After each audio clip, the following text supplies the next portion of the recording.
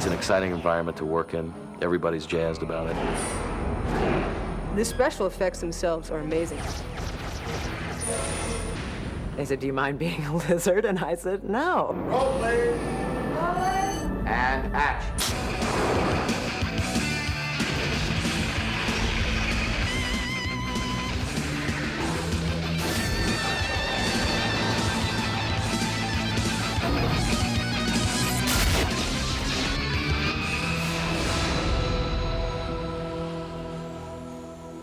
For nearly 30 years, since a certain starship first took us to imaginative new worlds, science fiction dramatic series have been an important part of television history. I'm proud to have been a part of that history. And tonight, I'm just as proud to introduce a bold new chapter in that story. It's an exciting, uniquely different series that could forever change the way you look at science fiction television. But don't take my word for it. Judge for yourself as we take you behind the scenes. We'll show you groundbreaking special effects and new, breathtaking achievements in makeup, sets, and costumes. You'll meet the composer, the producers, the cast, and the top science fiction writers who have combined their talents to create this fantastic new vision of the future. I'm Walter Koenig. Welcome to the making of Babylon 5.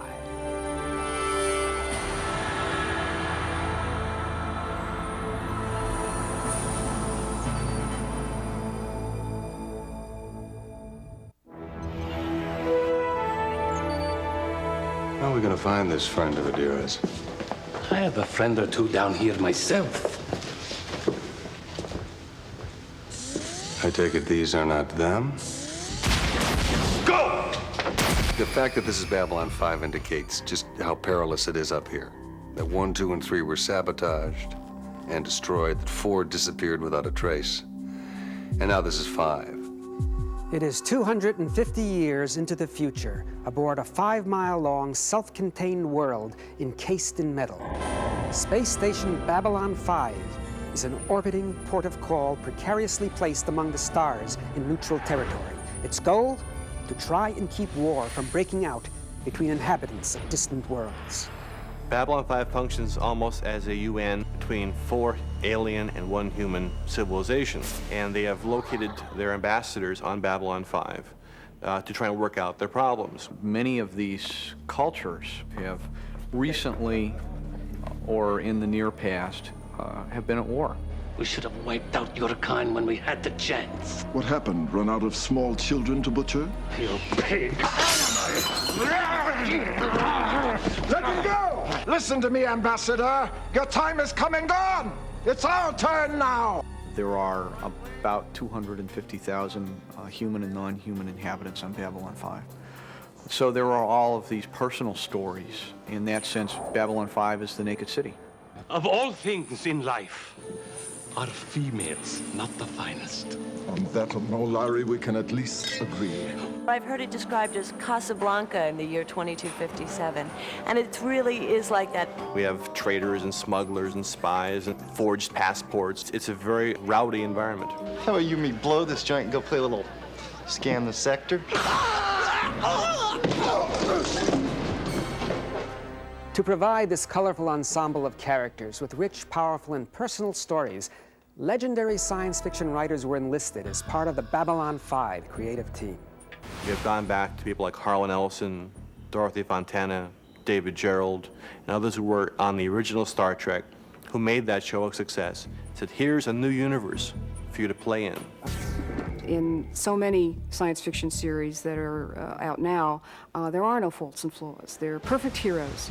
Well, I don't believe in perfect heroes. The idiosyncrasies of each of the characters on the ship is what's cool about it, because everyone's carrying a demon. I mean, what's going on around here? We got a war breaking out on Ragash 3, pirates at work over here. You ask me, the universe is going to hell in a handbasket. Michael Alfredo Garibaldi. He's the chief of security. He's been bounced around from station to station, and here I am for what I understand to be my last attempt at proving myself. Would you really have killed me? Yes, I would have, but I'm just as glad I didn't have to. The paperwork's a pain in the butt.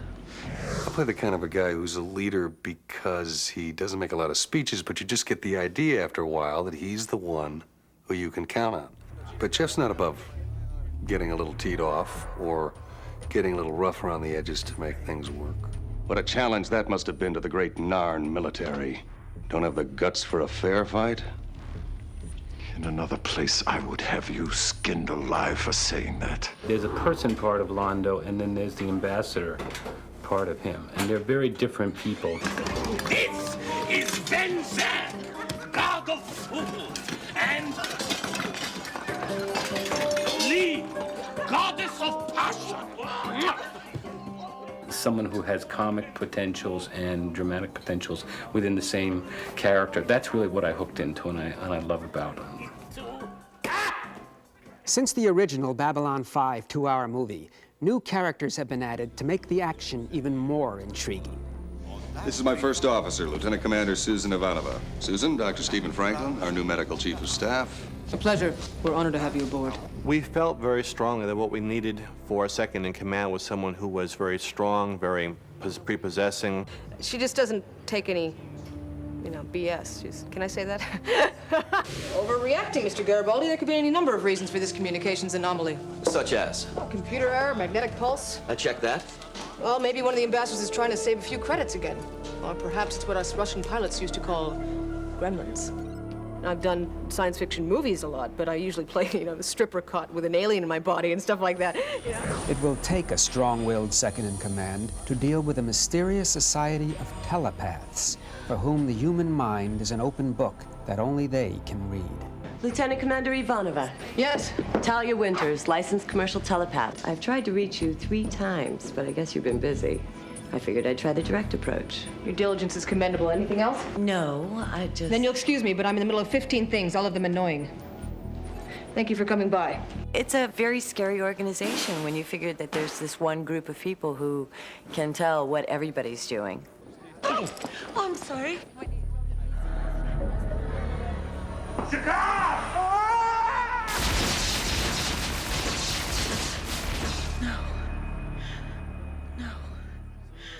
Babylon 5's alien ambassadors now have their own assistants, who sometimes complicate matters. And she's going to feed information to Jakar. She's going to be a foil for Jakar, but she takes him down a peg every chance she gets. That hurt. Ambassador, it was the only way to disable the pain givers. And you didn't enjoy it in the least. I didn't say that.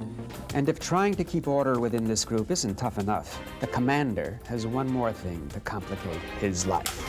Yes, I stopped sleeping on just one side of the bed, but only because you weren't there.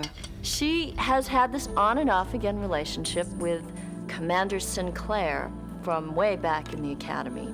Don't touch me unless you mean it.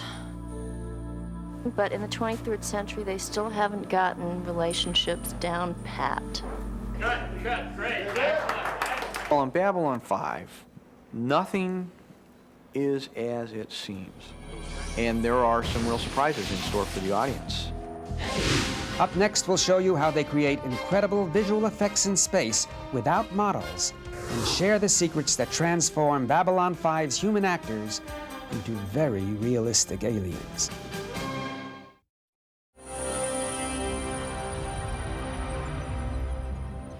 Since movie making began and on through the 1980s, science fiction motion pictures and TV series have used what was then state-of-the-art technology to create fantastic new worlds, starships, and space battles. The process required motion control cameras, intricate models, and thousands of hours to create sequences that lasted only a few moments on the screen. For their time, they were revolutionary.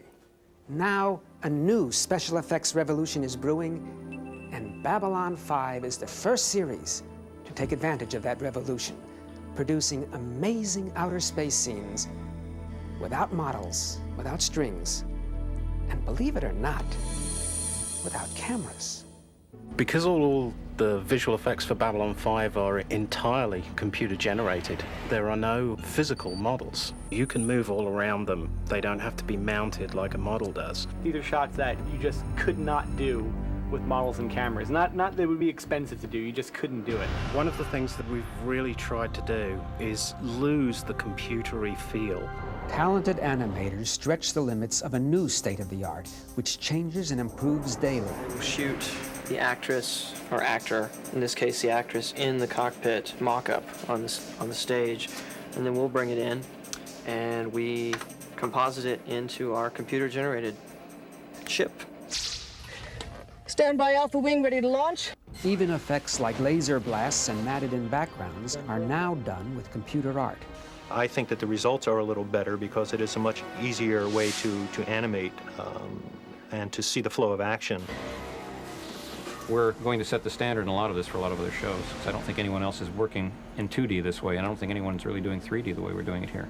What's giving you production value are the people that are operating those machines. We're investing in the artist, not the equipment. Most space battles look like a TV game. The thing that makes the type of computer-generated imagery that we're doing different is we're using filmmakers to do it. We're all designers, we're all artists. This is Commander Jeffrey Sinclair of Babylon 5 to raiding parties. Surrender your vessels or be destroyed.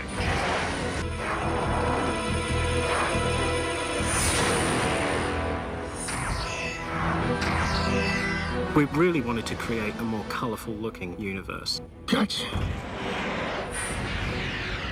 That sense of rich, multi-layered textures extends to every aspect of Babylon 5's production.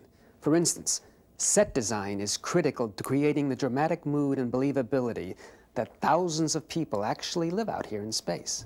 We try to get the idea that this is a place where people are living. It's a lived-in look. Things are used. Things are constantly under a state of repair. You know, basically we have about 16 standing sets. Those sets can become 38, sometimes 42, depending on the different dressing. This set is the central corridor, and this is one of our favorite sets because it becomes other sets as well. And sometimes in the same day, we have to change this set over, like in 45 minutes. And so what happens is all these walls and stuff and these panels open up, and there's a whole other set waiting behind these walls. Also, the moody lighting, we're not lighting up everybody's faces. We don't want that kind of soap opera lighting. We've really come around with the whole lighting comes from the objects that are in the room. We have created in what was an old assembly plant a new world of magic. This place is marvelous.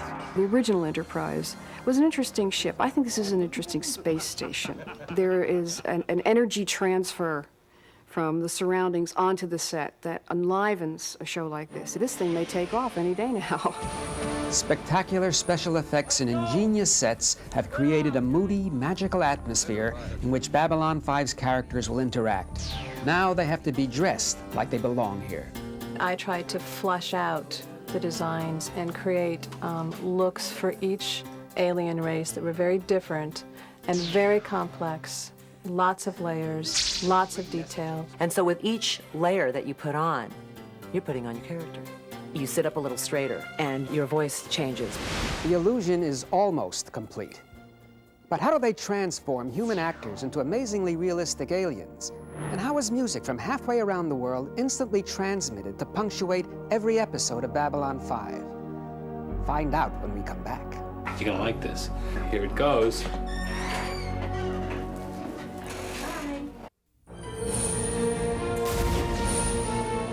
When it comes to creating realistic alien beings to inhabit Babylon 5's bold new universe, state-of-the-art takes on a whole new meaning. Combining modern wizardry with ancient crafts, special effects makeup designers and artists turn their imaginations into creatures we've yet to meet. Yeah, basically, every skin has to be hand-painted. There's really no way to speed it up. These are also good with a little brown sugar and maple syrup in the morning. The finished prosthetic masks, custom-made for each actor, are then painstakingly applied. The startling close-up result of this labor is well worth it. When I look at myself and I have those red contacts in, I really see a reptile standing in front of me. This is an important guy to be nice to.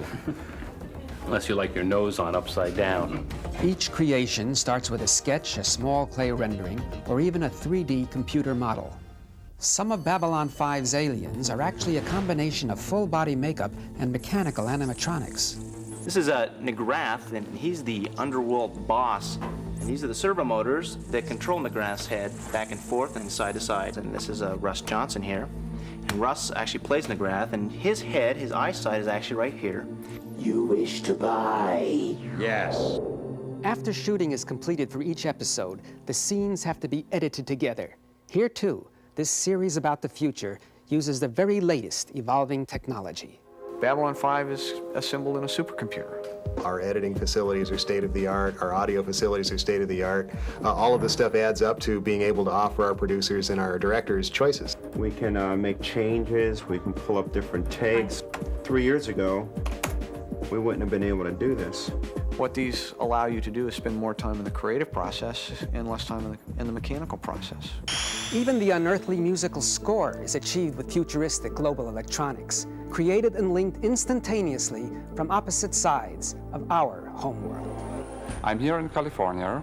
The orchestra is back in Berlin. They can use the latest technology, which connects me here to my studio back in Berlin through 6 digital telephone lines. Let's redo the section where we have the French horns. Today I write the music in my computer with my light pen, and then I hear it in the next second. Sometimes I think of myself as a sonic painter instead of a composer.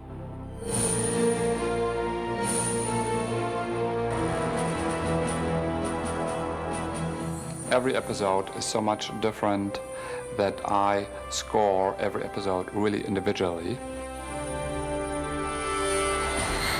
Up next, some very personal reactions to Babylon 5 from the people who work and play here. I said, is there ever going to be a woman for Garibaldi in the first season? No. I was like, great, I quit. I hope you've enjoyed this backstage look at the creation of a science fiction legend in the making. You know, apart from the fascinating characters, incredible special effects, makeup, costumes, and music, there's one more thing that really separates this show from anything else around.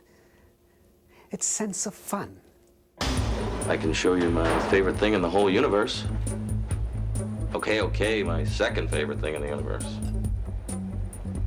Very often, science fiction shows have a sense of being deadly serious about them. There are things in our show that are fall down funny.